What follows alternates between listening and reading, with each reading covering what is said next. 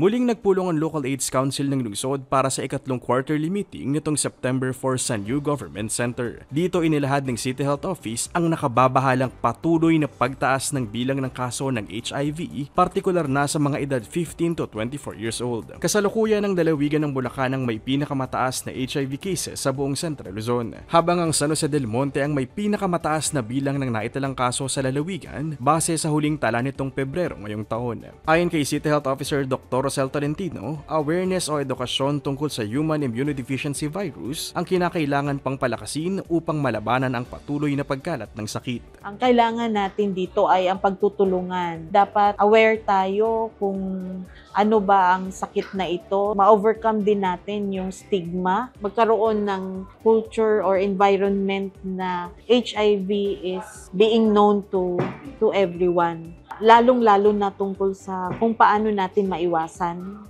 paano ma-prevent. Para naman kay Iwa na isang HIV advocate at peer educator ng isang City Health Center, ang pagiging bukas sa ideya ang paraan upang tuluyang mapuksa ang stigma ng HIV. Not really open-minded. Again, we are on the highest rate of the HIV-reactive cases in the whole municipality of Bulacan. Tayong lahat po magtulong-tulong bilang San Joseño. Para sa mga San Joseñong nais malaman ang kanilang HIV status, magtungo lamang sa pinakamalapit na health center at huwag matakot na alamin ang lagay ng inyong kalusugan. Kaisa pa rin ng Department of Health ang pamahalaang lungsod ng San Jose del Monte upang makamit ang 95-95-95 status sa taong 2030 upang tuluyang mapigil ang pagkalat ng sakit na dulot ng HIV.